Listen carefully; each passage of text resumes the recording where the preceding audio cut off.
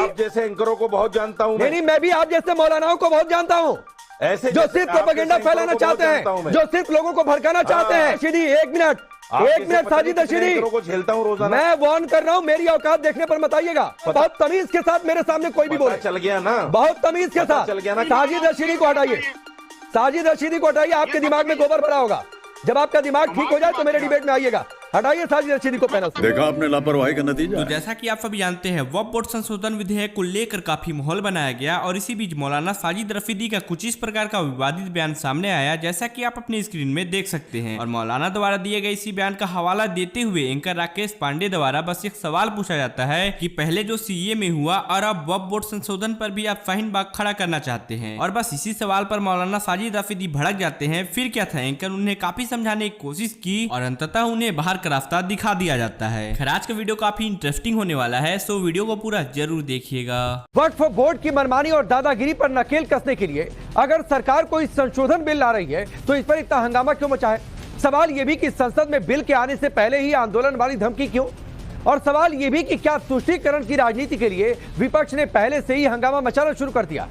दरअसल खबर यह है कि मोदी सरकार कल वक्फ एक्ट में बदलाव को लेकर एक बिल संसद में ला सकती है। इस खबर के आते ही विपक्ष के साथ साथ खुद को मुसलमानों का सबसे बड़ा पैरोकार बताने वालों ने मोदी सरकार को एंटी मुसलमान बताना शुरू कर दिया। आंदोलन तक की बात की जा रही है, एक नैरेटिव पहले से सेट किया जा रहा है। सवाल है कि बिल के संसद के पटल से आने से पहले ही इतने आग बबूला है, तो बिल जब संसद में पेश हो जाएगा, संशोधन हो जाएगा, तो आगे क्या होगा? साजिद रशीदी जी, आपसे शुरू करता हूं। विरोध के नाम पर जो आपकी बातें मैंने सुनी है, जो बयान सुना है, क्या आप पहले सीए में जो हुआ अब इसी तरीके से वक्फ एक्ट में संशोधन पर दूसरा शाहीन बाग आप खड़ा करना चाहते हैं?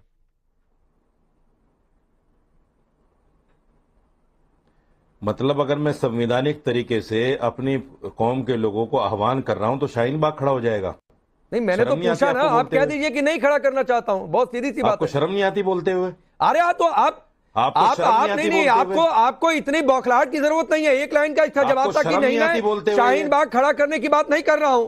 नहीं, कोई प्रदर्शन होगा तो हम सड़क नहीं रोकेंगे, हम लोगों को दिक्कत नहीं होने देंगे। एक लाइन का जवाब था।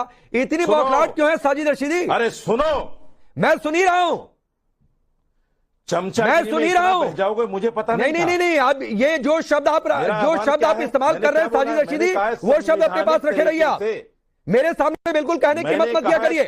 बहुत तमीज से और बहुत संवैधानिक तरीके से मैं अपनी बात कहता हूं। मैंने पूछा था कि क्या शाहीन बाग जैसा प्रोटेस्ट आप करना चाहते हैं? एक लाइन का जवाब था, अगर हाँ तो हाँ, नहीं तो नहीं।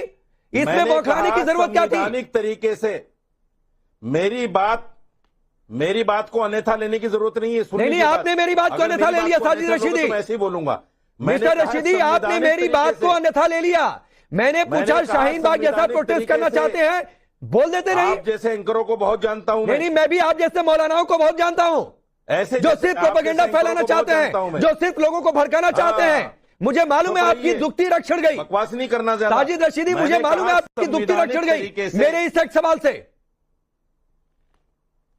मैंने कहा अरे मेरी दुखती रग आप क्या छेड़ोगे? आपकी औकात क्या है मेरे भाई? नहीं, मेरी औकात मत देखिए साजिद रशीदी। बहुत सहनशील साजिद रशीदी, एक मिनट साजिद रशीदी, को झेलता हूं रोजाना। मैं वार्न कर रहा हूं, मेरी औकात देखने पर मत आइएगा। पता नहीं, और यहाँ पर आपको औकात देखने के लिए नहीं बुलाता हूं साजिद रशीदी। मैं बहुत एकदम बात याद रखिएगा, एकदम बात याद रखिएगा। और बहुत तमीज के साथ मेरे सामने कोई भी बोले। चल गया ना, बहुत तमीज के साथ चल गया ना कि मेरे संवैधानिक आह्वान को आप शाहीन बाग कह रहे हैं। आपको शर्म नहीं आई? कहते नहीं, मैंने शाहीन बाग नहीं कहा साजिद रशीदी। मैंने पूछा क्या दूसरा शाहीन बाग खड़ा करना चाहते हैं? क्या शाहीन बाग जैसा प्रोटेस्ट करना चाहते हैं? आपको बोल देना था एक लाइन में कि नहीं करना चाहता हूं। ये शाहीन बाग कैसे होगा? तो मैं आप जैसे लोग ही किसानों को खालिस्तानी कह रहे हैं। नहीं, साजिद रशीदी सुनिए, साजिद रशीदी सुनिए, एकदम बदतमीजी वाली बातचीत मेरे सामने मत करिए भाई। मुझे पता है आपको सत्यापन की बात से चिढ़ मच गई। मुझे पता है कि आप चाहते हैं कि असीमित अधिकार रहे। मुझे मालूम है कि आपकी मंशा, आपकी बौखलाहट ये दिखाती है कि आप सिर्फ लोगों को भड़काना चाहते थे। साजिद रशीदी, क्या मंशा है मेरी? बताना जरा, क्या? चलिए मुद्दे पर आइए ना। अरे मुद्दे पर आइए साजिद रशीदी। अगर आपको तार्किक कोई बात करनी है और अगर कोई पॉजिटिव मैसेज देना है, एक लाइन में बोल दीजिए शाहीन बाग जैसा प्रोटेस्ट नहीं होगा, बात खत्म, आगे बढ़ जाइए उस पर। बिल्कुल पॉजिटिव मैसेज है मेरा। आपकी तरह मेरे दिमाग में गोबर नहीं है, आपकी तरह।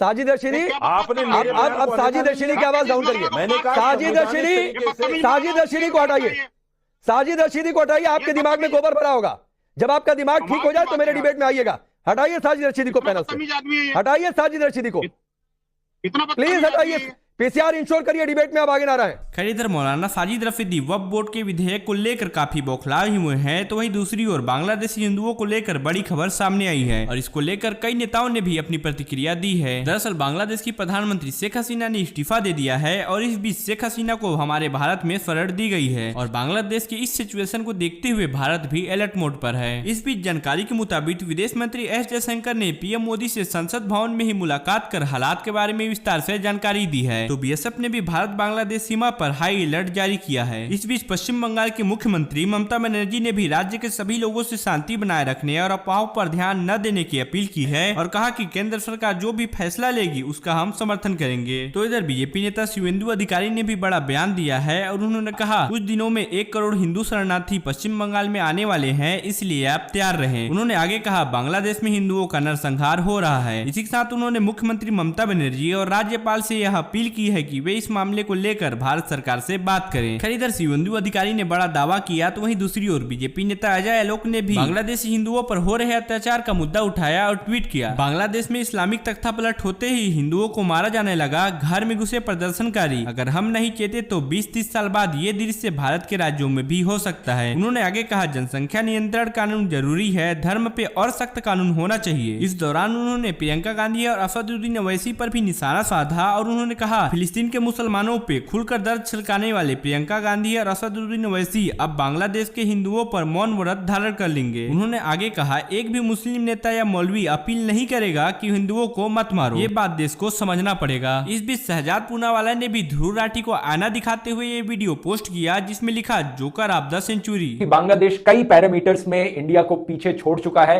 या छोड़ने वाला है। बांग्लादेश एक बहुत बड़ा पॉजिटिव एग्जांपल सेट कर रहा है आज के दिन अपने नेबरिंग कंट्रीज पे कि कैसे रियलिटी में डेवलपमेंट करी जाती है। बांग्लादेश में रहने वाले लोग ऑन एवरेज इंडियन से ज्यादा खुश हैं। इधर बांग्लादेश को लेकर कोहराम मचा हुआ है, तो वहीं दूसरी ओर हेमंता बिस्वा शर्मा ने राहुल गांधी पर निशाना साधते हुए कुछ यूं कहा। देखिए जाति जनगणना हो, बिहार में भी हुआ है और कभी देश में भी होगा, वो अलग बात है, लेकिन राहुल गांधी अपना जाति का नाम नहीं बोलना चाहते। अगर खुद अपना जाति का नाम नहीं बताते हैं तो जाति जनगणना कैसे होगा? बोलता है मेरा जाति का नाम क्यों पूछा? अरे बिना जाति पूछ के जनगणना कैसे होगा? तो ये फॉर्मूला हमें राहुल से सीखना है कि बिना जाति का नाम बताते हुए जाति का जनगणना कैसे होगा। पहले राहुल ये फॉर्मूला बातें बोले जैसे आलू से सोना हो जाते हैं, ऐसा उनका जो फॉर्मूला है पहले सदन में बोले, फिर हम लोग विचार करेगा। इसलिए राहुल ने बोल दिया कि मेरा जाति क्यों पूछते हो, मतलब मोदी का जाति पूछ ले, अमित शाह का जाति पूछ ले, लेकिन हमारा जाति मत पूछ ले। इससे अधिक वीडियोस के लिए और महत्वपूर्ण खबरों से जुड़े रहने के लिए चैनल को सब्सक्राइब जरूर कीजिएगा।